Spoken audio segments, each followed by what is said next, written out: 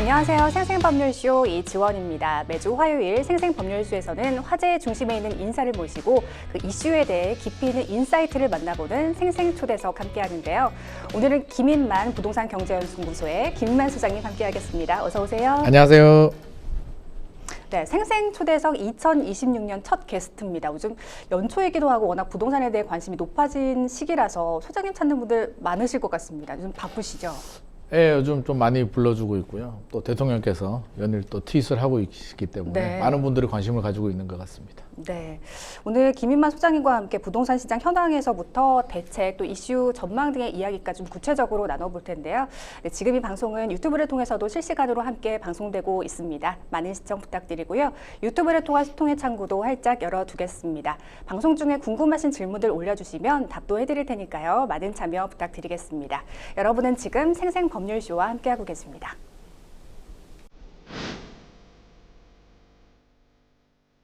5월 9일에 그 양도세 유예 관한안은 더 이상 이제 그때 종료하겠다라고 말씀을 하셨고,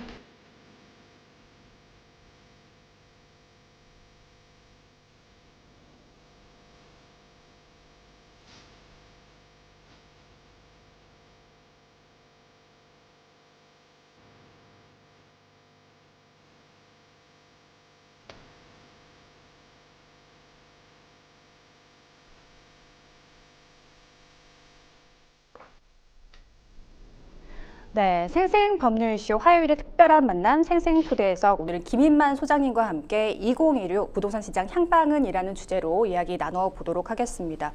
오늘 부동산 분야의 일타 전문가님을 모셨습니다. 그래서 좀 근본적인 질문부터 드리고 싶은데요. 소장님, 우리는 왜 이렇게 부동산 시장에 관심이 많을지 궁금합니다. 전문가께서 보실 때 그 이유가 무엇이라고 생각하십니까?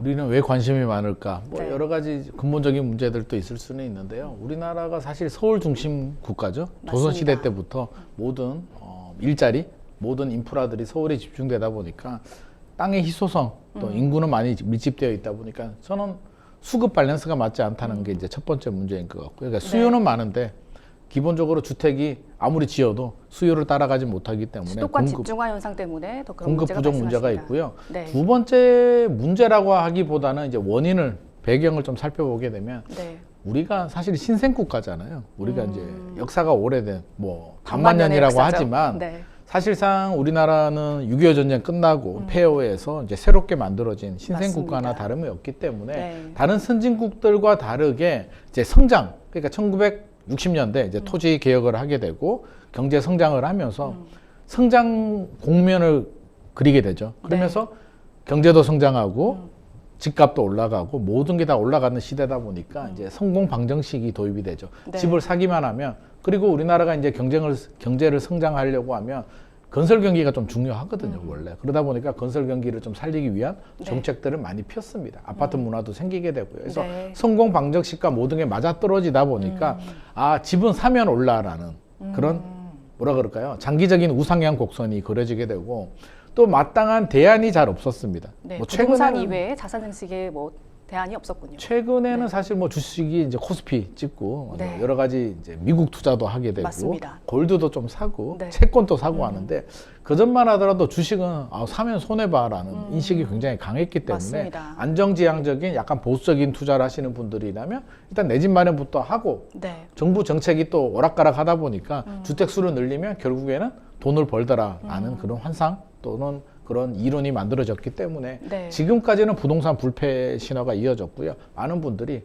또 내 집 마련 또 해야 되고 근본적으로 집은 이제 필수제거든요. 네. 우리 가족 또 결혼하게 되면 또 자녀를 출산하게 되면 집 하나는 있어야 되고 네. 또 집 한 두 채 되면 한 채가 올라가면 팔고 다른 집으로 갈아타고 이런 공식들이 만들어지면서 네. 많은 분들이 부동산 불패 신화에 또 실거주와 투자 목적이 두 개가 결합이 되다 보니까 아무래도 많이 선호하는 것 같습니다. 네.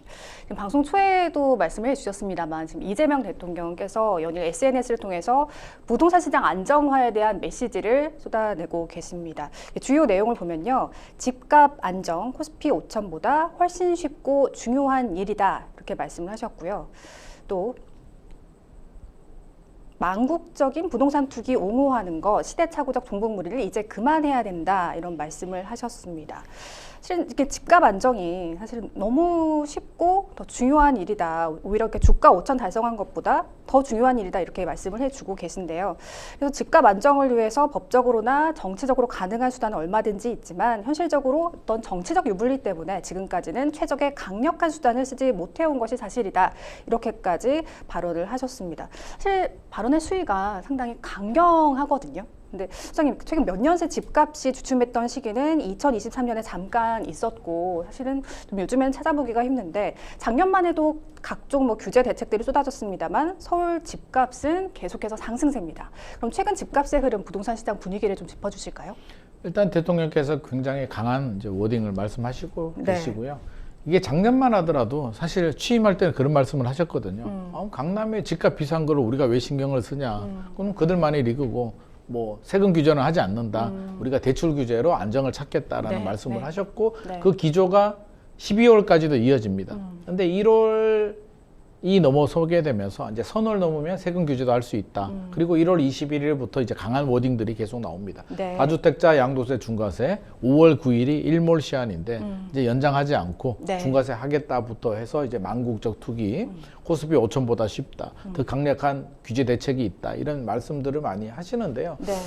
고민이 좀 많은 것 같습니다. 일단 말씀하셨잖아요. 집값이 얼마나 올랐나라고 하는데 서울 집값, 특히 한강벨트 집값이 많이 오른 거는 사실입니다. 맞습니다. 실제로 보게 되면 아마 현장에 가보면 아마 깜짝깜짝 놀랄 텐데 뭐 잠실, 서울의 잠실이라든지 동작구 흑성 뉴타운 같은 데 가보면 1년 만에 한 10억 정도 오른 아파트들이 이제 즐비하기 때문에 어떻게 보면 극단적으로 오르고 있는 것 같아요.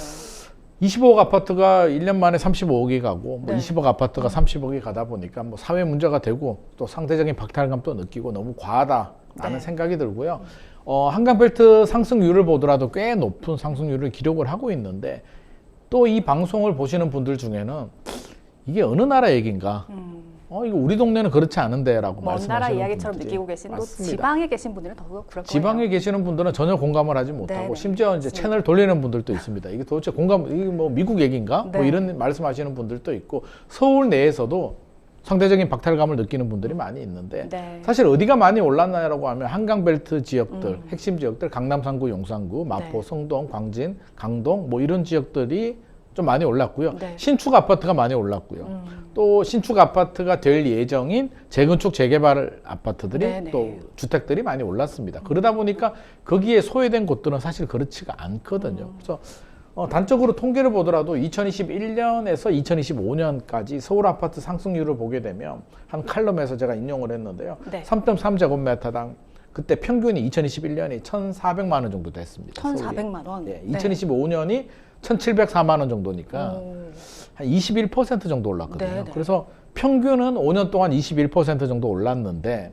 이게 특정 지역이 많이 올라가다 보니까 우리가 상대적으로 좀 서울 집값 또는 우리가 뉴스가 올라간 뉴스만 나오다 보니까 전국이 많이 오른 것처럼 약간 착시 효과가 좀 나오는 것 같고요. 실제적으로는 좀 집중된 지역이 있다는 말씀이신 거죠. 올라간 지역만 많이 올라갔다. 네네. 이걸 저는 양극화로 보고 있습니다. 그래서 예전 같으면 네. 이제 특정 지역이 올라가게 되면 다른 지역으로 이렇게 번져서 이렇게 되는데 지금은 올라가는 곳들 한마디로 많이 올라가는 지역에 투자 수요들이 몰리다 보니까 이제 빈틈을 노리고 많이 올라가는 거죠. 그래서 네. 그런 현상들인데 이제 대통령께서 강한 워딩을 내다 보니 많은 분들이 전국이 다 오른 것처럼 착각을 하고 있는데 그렇지는 않다는 말씀드리고요.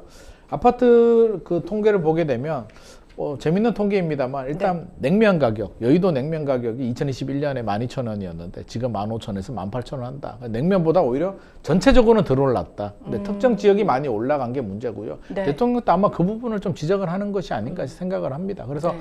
많이 가진 사람들 고가 아파트가 집중적으로 올라가다 보니 가만히 내버려 두게 되면 결국에는 2020년, 2021년처럼 상승세가 또 확산될 가능성도 우리가 배제할 수는 없거든요. 지금 유동성도 많이 풀려 있고 네. 입주 물량도 부족한 상황이기 때문에 대통령 입장이라면 이걸 내버려 두기는 현실적으로 좀 어렵지 않았나 네. 생각을 합니다. 그래서 여러 가지 고민을 좀 많이 했을 것 같고요. 지금도 고민을 하고 있을 것 같습니다. 네. 이게 그렇게 간단하게 쉬운 문제 같으면 사실 대통령이 나서지도 않았을 것 같거든요. 네. 그래서 좀 어려운 숙제임에도 불구하고 대통령이 직접 나서서 이제 진두지휘를 하고 있는 만큼 앞으로의 부동산 시장이 이제 어떻게 이 어려운 숙제를 해결할지가 이제 관전 포인트가 될 것 같습니다. 네, 어떻게 보면 투기 세력에 대한 강력한 경고장을 좀 주시고 계신 건 아닌가 하는 생각도 듭니다.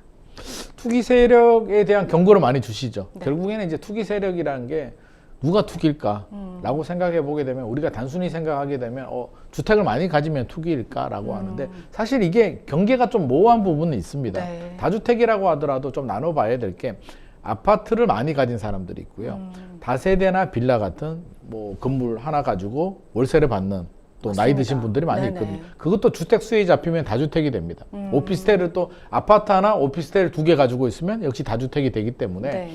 경계 자체가 좀 모호하다 하는 분들이 있고요. 또는 서울에 한 채, 지방에 2채를 가지고 있는데 이걸 또 다주택으로 봐야 될 것인가에 대한 문제. 그래서 네. 굉장히 좀 복잡한 문제이기도 그렇습니다. 합니다. 그래서 네. 대통령께서 이제 다주택자에 대해서 강력히 경고를 주시는데 또 한편에서 보게 되면 뭐 청와대 참모들은 또 그 50몇 명 중에 한 12명이 다주택자다라는 얘기들도 나오고 있는데 네. 그 하나하나를 또 들여다보게 되면 또 이해되는 부분도 있거든요. 본인이 집을 살고 있고 부모님이 또 사는 집이 하나 있다. 이걸 또 다주택으로 봐야 될 것인가. 참 어렵습니다. 속으로 들어가면 굉장히 어려운 숙제들이 네. 맞물려 있기 때문에 대통령께서 다주택자에 대해서 강력한 경고를 줌에도 불구하고 이게 쉽지 않은 문제가 되는 게 이렇게 그럼요. 개인으로 들어가게 되면 그러면 지방에 세 채 가진 사람도 다주택인가 이 문제까지도 가고 있기 각자의 좀 때문에 사정이 다르니까. 각자의 사정이 다 있는데 사정을 또 봐주게 되면 네, 또 한도 끝도 없는 거고요. 그러니까요. 그래서 참 이게 어려운 숙제다. 그럼에도 불구하고 다주택자 중과세는 이제 시작이 된 겁니다. 5월 네. 9일부터 맞습니다. 규제 지역에 2채를 가진 사람은 20%포인트가 더 붙게 되고요. 맞습니다. 3주택자는 30%가 붙으니까 네. 최고 세율이 82.5%까지 올라갑니다. 그러니까 굉장히 부담스러운 세금이고요. 보유세 카드도 만지작되고 있기 때문에 네. 앞으로의 부동산 시장 전국은 진짜 어디로 흘러갈지 네. 한치 앞도 모르는 상황이 진행이 되고 있습니다. 네. 그 세금과 관련해서는 잠시 후에 더 자세히 말씀 나눠보도록 하고요. 또 그런 얘기가 있습니다. 요즘 부동산 시장 매도자 우위가 아니라 매도자 장첸이다. 영화 범죄도시에서 그 장첸 유명하잖아요. 네. 근데 채무자에게 받을 돈을 현장에서 1억씩 올리는 그 장면을 빗댄 용어인데요. 매도자가 현장 우위에 있는 이유, 그러니까 여전히 매수자가 더 많기 때문이겠죠. 그러니까 소장님 보시기에 왜 이런 매수 심리가 사그러들지 않는다고 보시나요? 이것도 뭐 특정 지역의 얘기입니다. 뭐 네. 전국이 그렇다는 것도 아니고요. 네. 서울도 전체가 그렇다는 건 아닌데 이게 수요와 공급으로 일단 좀 우리가 좀 풀어나가야 될 것 같습니다. 네. 수요가 많으냐, 네. 공급이 많으냐의 문제인데 서울은 공급이 부족하죠. 얼마 전에 공급 대책도 이제 119 공급 대책이 나왔습니다만 여전히 부족한 상황이고요. 역설적으로 말하면 수요가 과잉입니다. 서울은. 그래서 사려는 분들이 더 많다는 얘기입니다. 네. 근데 공급이 부족하다 보니까 이제 문제가 생기는데 공급은 두 종류가 있습니다. 하나는 이제 건설사들이 아파트를 짓는 입주 물량의 공급이 있고요. 네. 또 하나는 집주인들이 이제 팔려고 내놓는 매물도 이제 하나의 공급 역할을 합니다. 그럼 이 두 가지를 살펴보게 되면 입주 물량은 올해가 2026년에 아마 서울 아파트가 한 2만 8천 호 정도로 우리가 예상을 하고 있는데요. 네. 작년인 2025년은 아마 4만 호 정도, 4만 3천 호 정도 나왔습니다. 그러니까 한 35% 정도 감소를 했고요. 네. 2027년, 8년은 더 줄어들 것으로 예상이 됩니다. 그러니까 입주 물량은 지속적으로 감소를 한다. 우리가 문재인 정부 좀 생각을 해볼까요? 네. 문재인 정부 시절에 집값도 많이 올랐던 맞습니다. 기억이 나는데 문재인 정부 시절에 1년에 서울 아파트 입주 물량이 한 4만 8천 호, 4만 9천 호 정도 많이 나왔습니다. 네, 그러네요. 네. 2025년보다 더 많이 나왔고요. 네. 올해보다는 거의 2배 가까이 많이 나왔는데 집값이 많이 올랐잖아요. 그러니까 그게 이상합니다. 입주 물량이 물량이 많이 풀렸는데도. 나왔는데 왜 집값이 네. 올랐을까 생각해 보게 되면 제가 네. 말씀드렸죠. 입주 물량은 많이 나왔는데 공급이 하나 더 있다고 했죠. 집주인들이 이제 매물을 내놓습니다. 앞서서 이제 장첸이라고 했는데 네. 장첸이 좀 많이 있습니다. 근데 네. 장첸 입장에서 생각해 보게 되면 집값을 올릴 만하면 이제 올려놓는 거잖아요. 네. 그러면 왜 올릴까라고 생각하면 일단 입주 물량이 부족한 건 알고 있습니다. 네. 유동성도 많이 풀려 있습니다. 네. 분양가도 올라갑니다. 공사비, 인건비 계속 올라가죠. 최근에 이제 환율도 많이 올랐는데 네. 환율이 올라가게 되면 수입 물가가 올라갑니다. 네. 그렇게 건축 되면 자재비. 자연스럽게 자재비, 네. 철근 뭐 모든 게 다 올라갑니다. 맞습니다. 그러면 장첸이 이걸 모를 리가 없죠. 모든 게 다 상황이 올라갈 일만 남았구나라고 네. 이제 유리한 해석을 하게 되는 거고요. 그렇겠네요. 그러면 과연 매물을 내놓을까라고 생각하면 내놓지도 않을 뿐더러 아, 근데 이제 5월 9일부터 또 걱정이 되는 게 양도세가 이제 중과세가 된단 말입니다. 네. 그렇게 되면 세금을 많이 내야 되니까 그전에는 이제 팔려고 하는 매물이 좀 나올 수는 있는데 5월 9일 지나면 이제 우리가 동업을 해도 우리 앵커님하고 저하고 이제 동업을 해도 5대 5잖아요. 네. 야, 우리 사업 한번 해보자. 돈 반반 내고 사업을 반 하든지 제가 돈을 내고 몸으로 우리 앵커님이 일을 하든지 수익은 반반인데 양도세 중과세가 시행이 되면 한 80% 정도 세금을 내거든요. 야, 그렇게는 못 팔겠다. 네. 결국에는 버티기 전략, 장첸이 매물을 내놓지 않습니다. 그러면 입주 물량은 부족한데 매물이 부족하니까 문재인 정부 시절에도 보유세와 양도세를 모두 다 중과세하다 보니까 매물 잠김 현상이 생기게 되고 공급이 절벽이 되는 거죠. 네. 그러면 이제 매수자들이 안 사면 됩니다. 우리 사지 말자. 1년 동안 우리가 안 사면 집값이 떨어질 거야 라고 단합을 하면 되는데 사실상 집을 사려는 현실적으로는 분들은 어렵죠. 네. 왜냐하면 우리가 사지 말자고 해도 집에 돌아가는 길에 생각을 해보게 되죠. 나는 안 사려고 하는데 아무리 봐도 내 친구는 살 것 같아. 그럼 내 친구가 사면 또 집값이 올라가니까 네. 내 친구보다 내가 먼저 사야지. 이런 심리들이 있거든요. 다 그렇겠네요. 각자의 사정이 네. 있기 때문에 수요는 불안한데 집을 사려는 분들은 여전히 불안감을 호소하고 있죠. 집값이 언제 올라갈지 모르기 때문에 맞습니다. 집을 팔려는 분들은 급하지 않아. 버텨볼 거야 라는 심리가 작동이 되고 있기 때문에 네. 이 구조적인 모순이 있어서 사실상 서울은 그렇습니다. 근데 또 지방이나 수도권 외곽 지역들은 또 상황이 전혀 다르죠. 맞습니다. 그래서 일단 핵심 지역들은 이렇다. 그리고 수요도 이제 하나 더 말씀드리고 싶은 건 네. 서울에 양질 일자리가 다 있잖아요. 네. 좀 사실 맞습니다. 서울이 좋잖아요. 네. 뭐 대기업들 일자리도 있고 교육 환경도 좋고 문화적 백화점도 인프라도 있고, 좋으니까 네. 모든 게 다 있다 보니까 네. 지방에서 이제 공부 좀 잘하시는 학생들이 또 서울에 좋은 대학교로 오죠. 서울에서 취직하니까 지방에 있는 부모님들이 자녀 집을 또 도와주든지 네. 자산 격차가 벌어지니까 아유 그냥 나도 올라가야겠다 하시는 분들이 최근에 많이 계시거든요. 그런 인구와 지방의 자본까지 서울이 흡수하다 보니까 서울은 비정상적으로 일부 지역들은 많이 올랐는 건 사실인 것 같습니다. 네. 이렇듯 집값 상승세가 이어지면서 소비자들의 주택가격 상승 기대가 4년 3개월 만에 최고치를 기록했다고 합니다. 1년 뒤 집값이 오를 것이라고 예상한 사람이 더 많아졌다 이렇게 해석할 수 있을까요? 일단 심리조사거든요. 네. 그러면 이 심리조사는 이제 예상을 같은 경우는 우리가 1년 후를 모르잖아요. 네. 뭐 저도 사실 1년 후가 어떻게 될지 미래를 사실 어떻게 알겠습니까? 일주일도 잘 모르겠습니다. 일주일도 모르잖아요. 네. 이 얘기는 현재의 분위기가 반영이 되는 것 같습니다. 그러면 이 조사 결과가 오늘 조사된 건 아니잖아요. 한국은행이 네. 이제 1월 조사 8일에서 15일까지입니다. 네. 조사 시점을 보게 되면 대통령께서 경고성 폭풍 트윗을 하기 전입니다. 그렇네요. 그러다 보니까 심리적으로 이때 1월 8일에서 15일까지는 특별한 이슈가 없었기 때문에 더 올라갈 거야라는 현재의 분위기가 이 지표에 반영이 됩니다. 그래서 우리는 미래의 예상 지표라고는 하지만 사실상 그 조사 시점의 분위기가 반영이 되는 거고요. 아마도 지금 조사하게 되면 또 다르겠네요. 조금 더 낮게 나오긴 하는데 네. 또 근본적인 배경은 제가 앞서서 말씀드렸듯이 입주 물량이 부족하고 네. 서울은 수요가 과잉이다. 여전히 수요가 두터운 상황에서 유동성은 많이 풀리게 되고 또 건축비 분양가는 올라갈 가능성이 높기 때문에 네. 여전히 상승을 점치는 분들도 많이 존재합니다만 대통령께서 또 여러 가지 경고도 하고 강력한 대책을 준비하고 있다라는 경고를 주고 있기 때문에 네. 투자 심리가 일정 부분은 좀 위축이 되지 않았을까. 그래서 다시 조사하면 좀 더 낮은 수치가 나오지 않을까 예상을 하고 있습니다. 네. 이런 상황에서 지난주에 추가 공급 대책이 발표됐습니다. 도심 내 유휴 부지 등의 주택 6만 호를 지어 집값을 잡겠다는 건데요. 나름 선호하는 입지가 포함되어 있습니다. 그런데 공급 대책이 나왔다고 집값이 주춤했던 기억은 사실상 별로 없는 것 같은데 119 대책 어떻게 보셨습니까? 119 대책 이제 공급 대책이 발표가 됐는데 네. 많은 많은 분들이 대통령께서 왜 갑자기 이렇게 기조가 세금 규제 안 한다고 했다가 갑자기 이렇게 했을까? 1월 15일까지만 하더라도 대통령께서 선을 넘으면 세금 규제를 하겠다라고 했는데 1월 21일부터 이제 막 경고를 하시거든요. 그러니까 선을 넘었다고 판단하신 걸까요? 아니 일주일 만에 무슨 선을 넘었을까에 대한 이제 반응들이 많이 있는데 네. 우리가 좀 제가 고민을 좀 해보고 분석을 좀 해보고 하면 결국에는 이 공급 대책인 것 같습니다. 앞서서 말씀하셨잖아요. 네. 공급 대책 발표했는데 그렇게 지금까지 효과가 별로 없었을 것 시장의 같다. 반응이 그 시장의 기대한 반응이 만큼 크지 오지 않다. 않으니까. 네. 우리 97 공급 대책 한번 생각해 볼까요? 네. 작년이죠. 2025년에 이제 9월 7일에 공급 대책이 발표가 되는데 2030년까지 135만 호를 공급하겠다, 착공하겠다라고 네. 했는데 발표하자마자 집값이 오릅니다. 서울 아파트 가격이. 아니 공급을 공급을 하겠다고 하겠다고 했는데 왜 올라가는 거야라고 그러니까요. 이제 시장의 반응을 보게 네. 되면 2030년까지 135만 호가 과연 가능한 숫자인가? 이 숫자 자체에 대해서 너무 모호하다라는 반응이 있고요. 네. 실제로 할 수 있을까?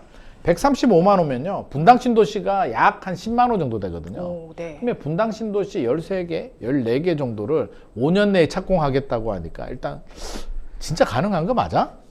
아, 이거 시장에서는 답이 좀 없을 것 현실화 같은데? 가능성을 좀 낮게 본 거군요. 낮게 봤습니다. 네. 그러면서 이제 97 공급 대책 같은 경우는 국토교통부가 규제할 수 있다. 그래서 규제 지역으로 지정이 되면 LTV를 50에서 40%로 내리겠다. 토지거래가 구역도 지정할 수 있다라는 메시지를 주니 네. 한마디로 노란불이 켜진 거죠. 이제 경고를 줬습니다. 네. 야, 멈춰. 달리지 마라고 했는데 우리가 노란불이 켜지면 어떻게 됩니까? 또 빨리 지나가려고 하는 심리가 있습니다. 아, 규제가 적용되기 전에 공급 대책은 알맹이가 없으니 빨리 사야겠다라고 해서 9월, 10월에 서울 아파트 가격이 폭등을 합니다. 맞습니다. 그러면 이제 129 공급 대책이 발표가 됐는데 이제 네. 6만 호 정도고요. 서울은 3만 2천 호 정도, 용산도 있고요. 경기도는 이제 과천 같은 핵심 지역들, 알짜 물량들이 용산에서 약 한 12,000호 정도 캠프킹까지 포함했어요.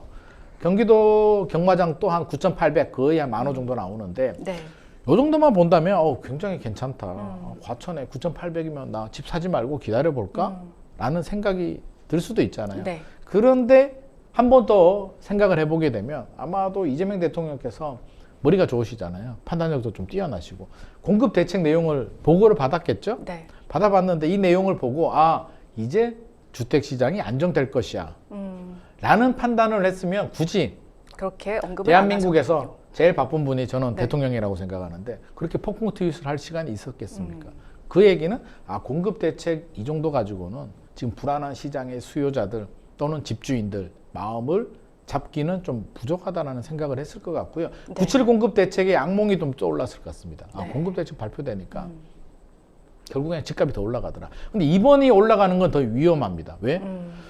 6월에 지방선거가 있는데 그러니까요. 만약에 129 공급 대책이 발표가 되고 2월, 3월에 집값 올라가게 되면 수습하기가 굉장히 좀 버겁게 되고 맞습니다. 잘못하면 지방선거까지도 영향을 줄 수도 있기 때문에 네. 저는 대통령께서 한마디로 어떻게 좀 판을 좀 뒤집는다.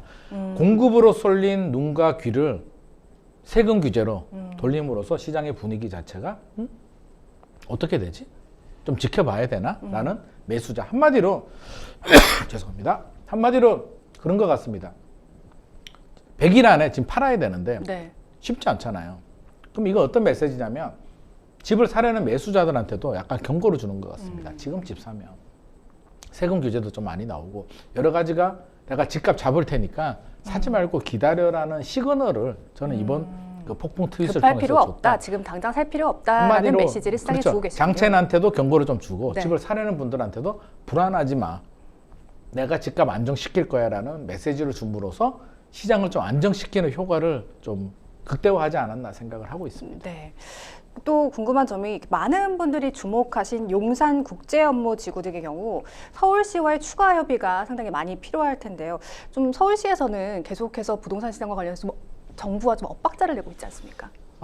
정부 입장에서는 서울시가 이제 엇박을 내고 있다라고 하고요. 서울시는 또 정부가 엇박을 내고 있다라고 하는데 서로 네. 이제 좀 부딪히는 부분이 있는데 저는 좀 안타깝긴 합니다. 네. 서울시는 이제 정비 사업을 지원해서 민간에서 공급을 좀 늘리겠다는 방안이고요. 정부는 유유부지, 그러니까 공공이 주도해서 네. 유유부지를 개발해서 공급을 늘리겠다라고 하는데 저는 둘 다 필요할 것 같습니다. 그래서 둘 다 하긴 해야 되는데 일단 국제업무지구 같은 경우는 이제 논란이 되는 게 용산의 중심부 핵심 땅이죠. 가보면 땅이 너무 좋습니다. 진짜. 그러니까 서울에 이런 땅이 있었어 할 그러니까 정도라면서요. 탐납니다. 진짜 네.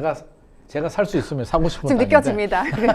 근데 살 수가 없는 땅이고요. 네. 너무 비싸기도 하고 살 수도 없는데 네. 자, 그 땅에 이제 공급을 하는데 서울시는 그런 계획입니다. 여기를 국제 업무지구. 그러니까 서울시도 저는 일리가 있다고 생각합니다. 왜냐하면 네. 우리가 너무 강남에 모든 핵심 인프라들이 다 있잖아요. 네, 코엑스도 네, 있고 맞습니다. 또 잠실 운동장 부지도 마이스 개발하겠다라고 하고 좋은 업무 시설들이 강남에 집중되다 보니 물론 광화문도 있습니다만 강북에 강남을 견제라는 표현은 좀 그렇습니다만 강남 집중도를 좀 떨어뜨리려면 결국에는 강북에도 강남에 버금가는 또는 뛰어넘는 업무 시설을 만들어야겠다라고 이제 생각을 하고 있는 것 같습니다. 그게 용산이군요. 그러면 이제 전체적으로 도시 설계를 본다면 용산의 국제업무지구에 아파트만 짓는 게 아니라 아파트는 서울시의 의견은 한 8,000세대 정도 짓고 호텔도 짓고 컨벤션 센터도 짓고 업무 시설도 짓고 해서 코엑스 같은 곳을 만들겠다는 게 이제 서울시 계획인데 어떤 기업 도시를 구축하려고 하나 봐요. 그렇죠. 저는 이것도 필요하다고 봅니다. 네. 왜냐하면 글로벌 도시이기 때문에 아파트만 짓기보다는 그냥 아파트만 짓게 되면 아파트에 사는 사람만 이 시설을 이제 공유하게 되는데 이게 업무 시설을 짓게 되면 외국인들 또 우리 국내 사람들 또 강북의 가치가 올라가게 되면서 약간 강남으로 몰리는 수요를 분산하는 효과도 있기 때문에 저는 네. 충분한 가치가 있다고 보는데 네. 국토교통부 입장도 이해는 됩니다. 네. 왜냐하면 지금 공급이 부족하다고 하니까 국토교통부는 어떻게 보면 국토교통부가 이번 대책을 보면 이제 연끌을 했다라고 얘기가 나오는데 네. 대책 내용을 보게 되면 인천에도 이제 100호도 나옵니다. 0.1 1000호. 그러니까 오죽하면 이제 100개 물량들을 또 지금 끌어모으고 있는 상황이기 때문에 용산의 이 좋은 땅에 입지가 이렇게 좋은데 하면은 이제 흥행에 성공할 거잖아요. 야, 이 땅에 8천이 아니라 10,000호 그 이상 또 하고 싶다라는 이제 생각을 하고 있습니다. 네. 이제 서울시와 정부 입장이 모두 다 이해가 되는 부분인데 이 절충점은 이제 어떻게 하느냐의 문제인 것 같고요. 누가 옳다 그르다의 문제는 아니기 때문에 어떻게 생각해야 될까가 좀 고민되고 만약에 저 같으면 네. 우리 그 강남에 한전부지 있잖아요. 옛날에 지금 아, 네. 현대자동차가 네. 10조에 사가지고 코엑스 글로벌 근처 비즈니스 말씀하시는 센터 거죠? 그 앞에 네. 네. 짓는데 지금 용산 이 땅 같은 경우는 제가 볼 때는 한 20조, 30조 정도 가치는 완전 있을 것 금싸라기 같아요. 땅이죠. 그러면 차라리 30조에 팔고 이 돈으로 저는 3기 신도시 같은 걸 반값으로 공급하는 것도 좋지 않을까. 저 개인적인 뇌피셜입니다. 그래서 네. 그만큼 용산 같은 경우는 뜨거운 감자이고 많은 분들이 관심을 가지고 있고 뭐 서울시가 옳다, 정부가 옳다의 문제는 아니라 그만큼 좋은 땅이라는 이제 입증인 것 같습니다. 네, 그러니까 국토부 언급해 주셨는데 국토부 김희탁 차관이 추가 주택 공급 방안이 빠르면 2월에 나올 수도 있다고 했습니다. 근데 정부가 이렇게까지 공급 대책에 집중하고 있는 이유는 무엇일까요? 결국 공급이 답이기 때문입니다. 둘 중에 하나입니다. 정부 입장에서는 공급이 답이다. 왜냐하면 서울 집값이 이제 물론 뭐 보는 관점에 따라서 다릅니다. 어떤 분들은 글로벌 도시, 이제 우리가 선진국이고 글로벌 도시면 서울 아파트 가격이 비싼 건 인정해줘야 된다라는 반응도 사실은 있습니다. 뭐 뉴욕이나 파리나 런던이나 도쿄 중심부 다른 선진국들 핵심 지역들 수도의 집값은 비싸기 때문에 이제 서울도 글로벌 도시면 인정해야 된다는 의견도 있고 또 그렇지 않은 의견들도 있기 때문에 네. 공급을 집값이 계속 올라가니까 사실은 또 서울의 한강벨트, 강남 집값이 올라가게 되면 또 영향을 줘요. 그러면 경기, 인천이나 나중에 또 지방까지도 영향을 주기 때문에 네. 한마디로 형님이 키가 좀 커지게 되면 동생들이 좀 키 맞추기씩 상승을 하거든요. 그래서 맞습니다. 이것도 또 하나의 문제가 될 수 있기 때문에 이제 잡아야 되는데 정부 입장에서는 잡아야 되는데 잡으려면 이제 두 가지잖아요. 수요와 과잉 공급인데 공급을 늘리거나 아니면 수요를 줄여야 되거든요. 수요를 줄이는 방법은 이제 수요 분산이죠. 네. 그러면 서울에 몰려 있는 수요를 지방으로 분산을 해야 되는데 이게 쉬울까요? 너무나 어렵죠. 지방 가. 너무 어렵습니다. 올라오지 마. 그럼 고속도로를 막을 수는 없는 거고. 네. 그렇다면 그게 근본 문제를 보게 되면 일자리거든요. 그러니까요. 그럼 일자리가 지방으로 대기업이나 양질 일자리들이 지방으로 많이 가야 되는데 공기업들도 그게 좀 많이 가야 되는데. 그죠? 공기업은 이미 가도 네. 사실은 답이 안 나오잖아요. 또 반발도 그러면 많이 있고요. 요즘 주식시장 보게 되면 잘 나가는 기업들이 이제 삼성, 하이닉스, 뭐 현대자동차인데 네. 지방에 많이 투자를 해주면 좋겠는데 지금 미국에 투자해야 되거든요. 이게 쉽지 않은 문제입니다. 그러면 수요 분산이 쉽지 않다. 물론 저는 해야 된다고 생각을 합니다만 그러면 공급을 늘려야 되는데 공급을 늘리기가 이제 만만하지 않습니다. 공급은 두 종류가 있습니다. 하나는 실제로 이제 입주 물량이 늘어나는 실질적인 공급이 있고요. 두 번째는 심리적으로 앞으로 공급이 많이 늘어날 것 같아. 지금 집을 안 사도 될 것 같아. 라는 심리가 드는 것도 이제 효과잖아요. 네. 그러면 129 공급 대책 같은 경우 이제 6만 호, 서울 3만 2천 호 공급하겠다고 했는데 3만 2천 호면 큰 숫자입니다. 맞습니다. 판교 신도시 정도 되는데 시장의 반응이 그렇게 뭐 뜨겁지는 않고요. 네. 대통령께서도 그렇게 만족하는 것 같지는 않습니다. 제가 뉘앙스를 보게 되면 네. 그래서 이제 폭풍 권고를 하게 되는데 왜 이렇게 되냐라고 한다면 일단 대책 보도자료 내용을 보게 되면 2027년부터 착공 계획이라고 하는데 2027년에 계획된 물량을 보게 되면 2천 가구가 되지 않습니다. 그러면 2030년 이후에 이제 주로 물량들이 나오는데 네. 문재인 정부 기억나시나요? 문재인 정부 시절에도 이 유유부지들 발굴을 네. 많이 했거든요. 이번에 발표된 119 대책에 나오는 그 유유부지들이 네. 문재인 정부 시절에 나온 곳들이 한 70% 정도 됩니다. 상당히 겹치는군요. 겹치죠. 그러니까 네. 시장에서는 문재인 정부 때 하나도 못했거든요. 이게 이게 과연 이번에도 이루어질 것이라는 그렇습니다. 의심이 있겠네요. 이게 절반 정도라도 했으면 네. 아 그래 이번에도 이번에 열심히 하면 한 90%는 하겠네라고 하는데 문재인 정부 때 하나도 못했기 때문에 이번에 과연 얼마나 할까에 대한 근본적인 불안한 마음이 있고요. 네. 그러면 2030년 이후에 착공 들어가게 되면 2033년 이후에 입주하잖아요. 그러니까 8년을 기다려야 되거든요. 8년을 과연 기다릴 수 있을까? 상당히 긴 시간이거든요. 긴 시간이고 여기서 임대 물량 빼버리고 네. 나면 결국 100% 공급을 해도 분양 물량은 15,500 정도밖에 안 나오는데 당첨이 될까요? 내가 용산이나 과천에 그것도 장담할 수 없잖아요. 그러니까요. 그러다 보니까 이게 모든 게 종합이 되다 보면 과연 믿고 집 안 사고 기다릴까? 그렇지 않을 것 같다라는 약간 불안한 마음이 저도 들고 있고요. 많은 네. 수요자들도 들고 있기 때문에 국토부는 노력은 함에도 불구하고 공급 대책을 발표하고도 주택시장이 심리적으로 안정이 안 되는 이유이고 대통령께서도 아마 이 부분에 대해서도 좀 인지를 하고 있는 것 같습니다. 알겠습니다. 지금 생생한 법률쇼 시청자분들께서 어떻게 보면 좀 가장 궁금해하는 질문이 있을 것 같습니다. 지금 다주택자 양도세 중과유예는 그럼 집값을 잡는데 과연 도움이 될까요? 말씀해 주신 것처럼 다른 정책들도 문재인 정부 때 효과가 없었던 것들이 많았잖아요. 그러게 말입니다. 문재인 정부 때 이제 사실은 지금 정책이 순서만 바뀌었을 뿐이지 문재인 정부 때와 거의 뭐 유사한 부분이 있습니다. 문재인 정부 때도 2017년부터 이제 많은 대책들이 나오게 되는데 네. 뭐 결론적으로 말하면 문재인 정부 때도 대출 규제를 했었고요. 네. 투기과열지구, 조정대상지역, 토지거래가 구역까지 나중에 다 했었고 또 세금 규제, 다주택자 양도세, 중과세, 보유세 인상 다 했습니다. 근데 이번에 이제 순서가 좀 바뀌었죠. 대출 규제 먼저 하고 토지거래가 구역을 먼저 하고 이제 세금 규제를 하려고 합니다. 그러면 양도세 중과세라는 게 앞서서 제가 이제 짧게 말씀을 드렸습니다만 네. 집을 여러 채 가지고 있는 사람 중에 규제 지역, 조정 대상 지역입니다. 집을 팔게 되면 기본 세율이 6에서 45%거든요. 최고 세율만 보게 되면 45%, 지방세까지 하게 되면 거의 50% 정도 되는데 네. 3주택 이상이 되면 이제 82.5%까지 올라간단 말이에요. 엄청납니다. 그러면 이제 의도는 그겁니다. 네. 야, 여러 채 가지면 많이 올라도 세금으로 환수하니까 남는 게 없으니까 매수자는 사도 실익이 없어. 매도자는 팔아. 중과세 되기 전에 니들이 팔아야 돼라는 그 두 가지 목적이거든요. 네. 근데 이번에 이제 중과세를 했는데 좀 아쉬운 점이 뭐냐면 이 두 가지 목적을 달성 중에 이제 집주인들이 팔아야 되잖아요. 네. 시간이 지금 100일 남겨놓고 이제 팔아라고 하니까 여러 가지 5월 혼선들이 9일을 있어요. 앞두고 5월 9일이니까 오히려 좀 매물을 시장에 내놓지 않을 가능성도 좀 보시는군요. 나중에는 이제 그럴 거고요. 지금은 이제 팔고 싶어 하는 분들도 계시거든요. 네. 근데 집을 팔 때 보통 계약하고 잔금까지 두세 달이 걸립니다. 그러니까요. 근데 토지거래가 구역 같은 경우는 허가를 받는데 20일 정도 걸립니다. 근데 또 손님을 찾아야 되잖아요. 매수자를. 네. 매수자를 갑자기 집 살 사람 손 들어봐 라고 하면 갑자기 기다리는 매수자가 막 손드는 건 아니잖아요. 네. 그럼 광고도 해야 되고 매수자를 찾아야 되는데 이렇게 대통령께서 경고를 주니까 매수자들은 또 투자 심리가 위축이 되죠. 맞습니다. 그러면 거래가 쉽지 않을 것 같다. 그래서 제가 아쉽다는 점은 작년 11호 대책, 10월 15일에 네. 이제 규제 대책을 발표했을 때 네. 그때 이런 내용이 나왔으면 어땠을까? 차라리 그때 좀 그래서 나왔으면 그때 이렇게 좋았겠다. 발표를 했어야 된다고 생각합니다. 네.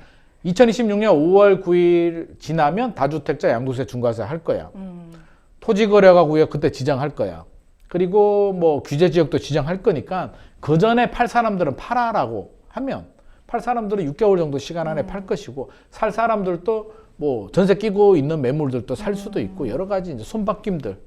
이 또 집주인들은 빨리 팔아야 되니까 급매물로 팔 수도 있고 집 사려는 분들은 또 급매물을 사고 네. 순환 구조가 만들어지는데 이게 100일 남겨놓고 팔아라고 하니까 상당히 좀 집주인들이 촉박하네요. 사실상 굉장히 좀 촉박한 상황입니다. 그래서 네. 뭐 유예를 그러니까 이 5월 9일까지 계약분에 대해서는 인정을 해주겠다라고 하니까 약간 혼선이 생기는데 네. 그런 점이 좀 아쉽다는 거고요. 일단 5월 9일 전까지는 매물은 나올 것 같습니다. 그래도 네. 팔아야 되는 분들이 계시잖아요. 그래서 대통령 말씀하시고 한 일주일간 매물 흐름을 보게 되면 강남 쪽은 한 10% 정도 매물이 늘어난 것으로 지금 조사가 되고 있고요. 네. 노원구 쪽은 오히려 매물이 오히려 죽은 거로 나옵니다. 그러니까 많이 올랐는 지역들. 이 정도면 시세 차익 실현을 해도 될 것 같아. 이런 지역들은 이제 일부 매물이 이제 나오긴 합니다. 근데 네. 이게 5월 9일까지라는 게 너무나 촉박하다라는 말씀을 좀 드리고 싶고 5월 9일 지나면 어떻게 될까요? 이제 못 팔잖아요. 네. 그러면 제가 역으로 한번 물어보겠습니다. 네. 사서 이제 10억이 남았습니다. 기분 좋잖아요. 근데 세금으로 한 7, 8억을 내랍니다. 팔겠습니까? 안 팔겠습니까? 팔죠. 현실적으로 계속 팔기 끌어안고 어렵습니다. 가야죠. 제가 네. 10명이면 10명한테 물어봐도 다 똑같은 대답을 할 겁니다. 네. 그럼 이게 매물 잠김 현상이거든요. 그러니까요. 그러니까 매물이 입주 물량도 부족한데 매물까지 잠기게 그러면 되면 또 집값이 폭등할 수 있잖아요. 공급 절벽이고 집값이 폭등합니다. 그게 문재인 정부 때 발생했던 현상이고요. 이번에도 이제 똑같은 스토리로 갈 것인가, 네. 다르게 갈 것인가가 이제 보유세에 달려 있습니다. 그래서 네. 보유세 전략도 정부는 지금 고민을 하고 있는 것 같은데 참 어려운 숙제인 것 같습니다. 네. 김인만 소장님과 부동산 이슈 살펴보고 있습니다. 여러분은 지금 생생법률쇼와 함께하고 계십니다. 세금으로 집값 잡는 거는 뭐 웬만하면 안 하겠다. 제가 그 최대한 뒤로 미루려고 하죠. 국가 재정을 확보하기 위해서 국민들이 부담을 지우는 것인데 그걸 다른 정책 목표에 전용을 하면 부작용이 발생합니다. 가급적 안 하는 게 바람직하다. 마지막 수단으로 하는 게 제일 좋지 않겠냐. 네. 앞서 이야기 나온 것처럼 이재명 대통령이 129 부동산 공급 대책 발표 이후 주택시장 안정화 의지를 코스피 5천보다 부동산 정상화가 쉽다고 말씀하셨습니다. 근데 당장 6월에 지방선거가 있는데요. 그러니까 말씀해 주신 것처럼 정부가 과연 보유세 인상 카드를 꺼낼까요? 정부 입장에서는 이제 고민이 굉장히 많을 겁니다. 네. 왜 고민이 많냐면 결국에는 패키지거든요. 다주택자 양도세 중과세와 보유세는 이제 패키지인데 왜 패키지라고 하냐면 자 보유세를 올리지 않으면 사람들이 어떻게 할까요? 그냥 버틸 거잖아요. 네. 안 팔고 정부는 부담스러우니까 팔아라 라는 신호를 주고 싶은데 다주택자 양도세 중과세를 해서 세금을 많이 내야 되는데 대부분 집주인들은 그래? 그럼 한번 버텨보지 뭐 나중에 또 집값 오르지 않을까? 10년 후에는 올라가 있겠지라는 생각을 하고 있기 때문에 네. 결국에는 부담을 주려면 이제 보유세를 올려야 됩니다. 근데 보유세를 올리려고 하니 이제 조세 저항이라는 게 일어납니다. 기분 나쁘잖아요. 내가 집을 가지고 있는데 매년 세금 또 더 내라고 하고 팔 때도 세금을 내라고 하면 사실 집주인 입장에서는 기분이 좋을 리는 없는 거잖아요. 맞습니다. 그러면 조세 저항이라는 게 일어나는데 조세 저항이 어떻게 일어나냐면 제가 단적인 예를 설명드리겠습니다. 네. 2022년에 이제 대선이 있었죠. 그때 이재명 현재 대통령과 윤석열 전 대통령이 이제 붙었는데 80만 표 사이로 이제 뒤집어졌거든요. 그래서 아마도 현재 여당 더불어민주당 입장에서는 이게 굉장히 뼈아팠을 것 같고요. 분석을 좀 했겠죠. 네. 뭐가 문제일까? 분석을 해보니까 2020년 국회의원 선거와 2022년 대선 결과에 시뮬레이션을 해보니 보유세가 많이 부과됐던 지역들이 색깔이 바뀌었더라. 네. 라는 거. 이게 조세 저항이거든요. 그래서 세금을 너무 올리니까 이게 표에 도움이 되지 않는구나를 이제 깨달았습니다. 그러면 이제 지방선거가 있는데 지방선거는 대통령 선거와 또 달라요. 이게 몇천 표? 몇백 표 차이로 뭐 시의원, 구의원 뭐 이렇게 막 결정이 되거든요. 그러니까요. 굉장히 민감한데 네. 서울 같은 경우는 거의 한강벨트 지역들은 다 종부세 대상이 될 겁니다. 그러면 종부세를 올린다라고 하면 집주인들 중에 10명 중에 7, 8명은 뭐 그래도 지지를 할 수는 있겠으나 그렇지 않은 약간 중간 정도 스윙 보톨층 같은 경우는 선거를 그냥 찍으려고 하다가 포기하는 분들이 있을 수도 있고요. 그러니까 선거 결과에 직접적인 영향을 미칠 것이라고 당연히 보고 계시는군요. 저도 보고 있고 네. 아마도 여당이나 정부도 보고 있겠죠? 네. 그걸 안 봤으면 벌써 올렸죠. 네. 그러니까 그게 부담스럽기 때문에 지금은 약간 여지 대통령께서도 올릴 수도 있다 정도의 메시지만 던지고 있고요. 실제로 보유세를 확정하기에는 굉장히 부담스러운데 이제 상황이 대통령 메시지처럼 지방선거까지 안정이 된다 라고 하면 굳이 안 올릴 것 같은데 만약에 우리 예상과는 다르게 저는 뭐 그렇지 않다라고 봅니다. 매물이 나오고 지방선거 전까지는 안정이 되리라고 보는데 예상치 못하게 갑자기 폭등합니다. 이런 상황이 발생하게 되면 남은 카드가 이제 보유세밖에 없기 때문에 보유세를 올릴 수밖에 없는데 정부도 이게 고민이 이제 시장의 수요자들 집주인들은 또 이게 내 재산이다 보니까 미리 또 예측을 하고 준비를 해야 되잖아요. 네. 그래서 양도세 중과세가 나오는 순간 문재인 정부 때처럼 보유세를 올리겠구나 라고 이미 예상하는 분들이 또 많이 있어요. 그래서 네. 계산기를 두들겨 봅니다. 문재인 정부 때 정도 올리면 나는 버틸 수 있을까? 몇 년을 버틸까를 계산기를 두들기고 있기 때문에 네. 정부가 발표하기도 전에 시장에서는 이미 발표한 것 같은 효과가 나와 버렸습니다. 그럴 수 있겠네요. 그래서 저는 이게 네. 정부 입장에서도 상당히 좀 부담스럽겠다. 이게 나중에 카드로 남겨두고 싶은데 네. 시장이 먼저 반응을 하고 있기 때문에 이게 마지막 남은 카드가 이제 보유세거든요. 양도세, 중과세는 이미 사용을 해버렸고 네. 정부 입장에서 이제 대통령께서 카드가 많다라고 했는데 제가 볼 때는 남은 카드가 보유세 인상 카드 이제 하나 남았습니다. 네. 그게 어느 정도 강도로 하느냐에 따라서 시장에 미치는 파급력이 달라질 수 있기 때문에 언제 어느 정도 수준까지가 아마 핵심이 될 것 같습니다. 네. 사실 주식시장 이야기를 안 하고 넘어갈 수가 없을 것 같습니다. 오늘 매수 사이드카까지 발동이 됐을 정도로 네. 지금 주식시장 분위기가 매우 좋은 상황인데요. 시장의 유동성이 다 주식시장으로 몰려온 상황인데 주식으로 이득을 본 분들이 자금을 들고 실물 자산인 부동산으로 이동을 할 것이다라는 예측이 있습니다. 어떻게 전망하십니까? 충분히 가능한 예측이고요. 저는 이게 OX의 대결 문제가 아니라 사실은 뿌리는 같은 거잖아요. 주식과 부동산.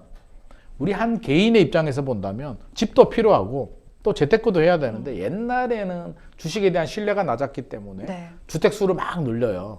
그러면서 주택을 늘리든지 상가 투자도 하게 되고 여러 가지 방법을 쓰는데 요즘은 주식 시장도 좋아졌고 미국 주식도 이제 많이 투자의 길이 열렸기 때문에 네. 최근에 제가 만나본 분들은 그렇게 투자하지 않습니다. 그냥 내 집 마련하면 주식도 투자하고 한마디로 부동산 비중이 옛날보다는 많이 줄어들었다는 것입니다. 근데 여기서 이제 중요한 거 내 집 마련을 하기는 좀 역부족이에요. 자금력이 네. 부족해서 주식을 해서 돈을 좀 버신 분들. 네. 예를 들어서 한 2억 투자해서 한 4억이 됐다.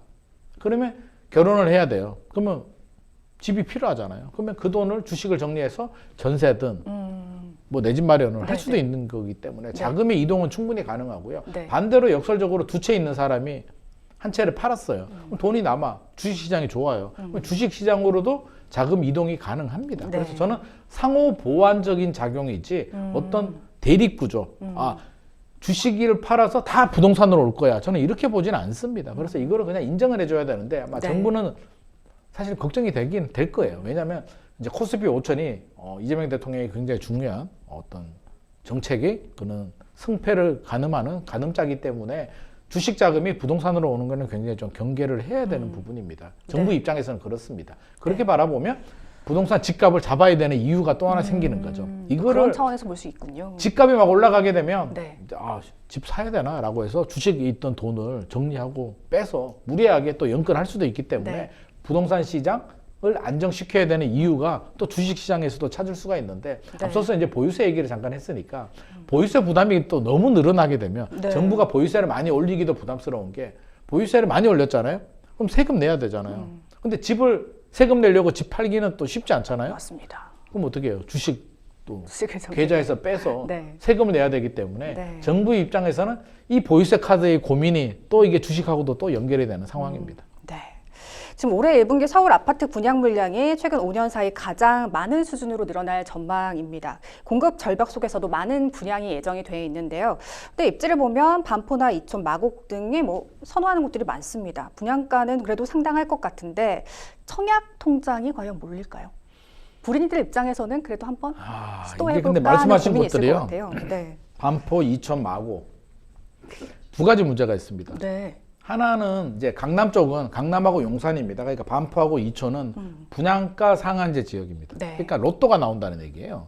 로또 청약에 올인할 것인가 아닌가. 그런데 네. 당첨이 돼야 말이지. 몇백 대 1이 나오기 때문에 맞습니다. 현실적으로는 우리 일반 분양 같은 경우는 가점 점수가 70점 이상이 나와야 됩니다. 74점 정도 돼야 되는데 우리 청년들이 74점이 나오는 건 불가능합니다. 74점이 나오려면 결혼을 해서 네. 만 30세부터 15년간 무주택이어야 되고요. 네. 부인, 남편, 부부가 있고 자녀가 3명이 있어야 됩니다. 오, 상당히 어렵네요. 청약 안 하고 말지 애 3명을 또 어떻게 하겠습니까? 네. 그래서 현실적으로 당첨 가능성이 어렵고 당첨이 되더라도 아마 강남이나 용산 같은 경우는 일반 분양가가 한 27억에서 30억 정도 나올 겁니다. 네. 그 돈을 대출도 잘 안 나오는데 어떻게 마련하겠습니까? 그래서 이거는 현금 많은 부자들의 잔치가 될 가능성이 높고요. 현실적으로는 마곡이나 이런 지역들이 우리 청년들한테는 좀 적합하지 않나. 물론 부상자가 적용되지 않습니다만 그럼에도 불구하고 저는 이런 지역들은 좀 눈여겨보고 적극적으로 좀 청약 도전을 해야 될 것 같고요. 3기 신도시 물량도 2026년에 한 2만 9천 호 정도, 네. 공공 분양이 2만 9천 호 정도 나오니까 자금력이 부족하시는 우리 청년들이나 신혼부부들 같은 경우는 3기 신도시 공공 분양 물량도 놓치지 말고 청약을 하시는 게 좋을 것 같습니다. 네, 금리 이야기도 짚고 넘어가 보겠습니다. 한은금통위는 최근 기준금리를 5회 연속 연 2.5%로 동결을 했습니다. 하지만 미국 연준 상황도 그렇고요. 금리 하락 기대감에 좀 무리해서 집을 매수하려는 분들도 계실 텐데 과연 괜찮을까요? 금리 하락 기대감으로 무리해서 매수하는 것은 반대입니다. 네. 그러니까 금리에 대해서 우리가 좀 생각을 해야 되는 게 물론 이론적으로는 금리가 내려가면 집값이 올라가고 금리가 올라가면 집값이 내려가는데 그건 이론적인 거고요. 현실적으로는 그게 딱 맞아떨어지지 않습니다. 그리고 최근에 대출금리가 상당금리가 7%까지 올라갔거든요. 네. 기준금리는 동결인데 대출금리는 계속 올라갑니다. 그 얘기는 또 2024년 같은 경우도 기준금리 내렸는데 대출금리는 올라갔거든요. 네. 그래서 실제로는 이 공식이 딱딱 맞아떨어지진 않고 우리가 경계해야 될 점은 제가 왜 주의해야 되냐고 한다면 우리는 그것만 보면 됩니다. 상반기까지는 동결 가능성이 상당히 높습니다. 한국은행 입장이라면 지금 집값도 신경 써야 되고요. 단순히 성장률이 낮다고 해서 금리를 내릴 상황은 아닙니다. 왜냐하면 환율도 봐야 되고 또 집값도 봐야 되고 여러 가지 고려를 많죠. 변수가 많기 때문에 네. 저는 동결 예상하고 있고요. 네. 또 경계해야 될 거는 2022년, 3년 미국이 기준금리를 많이 올리게 되면서 이제 집값이 떨어지고 주식도 떨어졌는데 이걸 불확실성이라고 합니다. 긴축, 네. QT라고 하는데 긴축 기조로 미국이 바뀌게 되면 주식과 부동산 시장이 그때의 트라우마가 있기 때문에 주식도 부동산도 출렁할 수가 있거든요. 맞습니다. 그래서 그거는 우리가 좀 예의주시하자. 미국이 긴축으로 기조가 바뀌게 되면 상황 자체가 틀려집니다. 부동산도 우리가 장기적으로 우상향이라고 하는데 그거는 지금보다 10년, 15년 후에 올라가 있을 가능성이 높다는 거지 항상 내려가지 않고 올라간다는 얘기가 아니기 때문에 긴축으로 기조가 바뀌게 되면 주식이든 부동산이든 하락 구간이 나올 수도 있다는 점을 우리가 인지를 해야 될 것 같습니다. 네, 지금 수도권, 비수도권 집값 양극화도 계속 심화되고 있는데요. 이러한 디커플링 현상이 앞으로도 고착화될 것으로 보십니까? 장기적으로 보게 되면 피하기 어려울 것 같습니다. 네.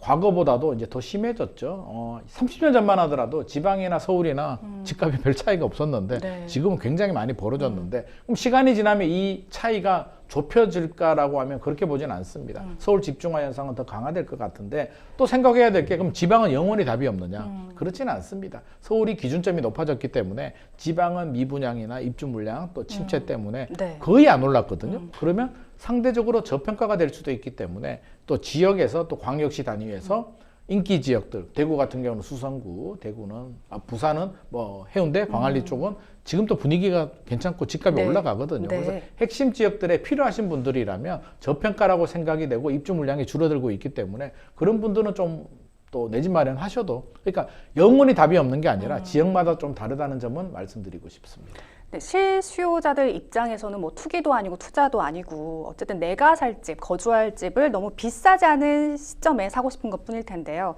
집 살 타이밍 이것만 기억해라 한다면 어떤 점을 강조하시겠습니까? 저는 긴축 같은 시그널이 나오면 일단 홀딩을 해야 되는 거고요. 네. 일단 그런 시그널은 나오지 않았기 때문에 필요하냐? 자금이 되냐? 주변 분위기에 휩쓸리지 마시고요. 내가 필요하냐? 자금이 되냐고 한다면 내 자금에 맞춰서 내 집 마련은 필수제이기 때문에 항상 just do it. 필요한 집은 하되 분위기에는 휩쓸리지 말자는 말씀 드리고 싶습니다. 네, 5월 9일을 앞두고 양도세 걱정하시는 다주택자를 위해서도 한 말씀 부탁드리겠습니다. 다주택자들은 본인이 선택을 해야 됩니다. 버티거나 증여를 하거나 아니면 팔아야 되는데 팔려고 하는 분들은 5월 9일 전에 파는 게 중과세 대상이 안 되고요. 역설적으로 말하면 내 집 마련하시는 분들은 5월 9일 이전에 4월, 5월에 급매물 나온다면 또 역설적으로 내 집 마련하시면 좋은 전략이 오히려 기회가 될 기회가 될 있군요. 수도 있을 것 같습니다. 네, 알겠습니다. 자, 생생법률쇼 어느덧 마칠 시간이 다 됐습니다. 오늘 함께해 주신 김인만 소장님 고맙습니다. 네, 방송이 끝나더라도 상담 접수는 계속됩니다. 변호사들에게 무료 법률 상담 받고 싶은 분들은요. 평일 오전 9시부터 오후 6시까지 02557-8295번으로 상담 문의 주시거나 법률방송 홈페이지 법률상담 게시판 또는 아래 하단으로 나가고 있는 이메일과 카카오톡으로 접수해 주시기 바랍니다. 생생법률쇼 오늘 준비한 내용 여기까지입니다. 끝까지 함께해 주신 여러분 고맙습니다.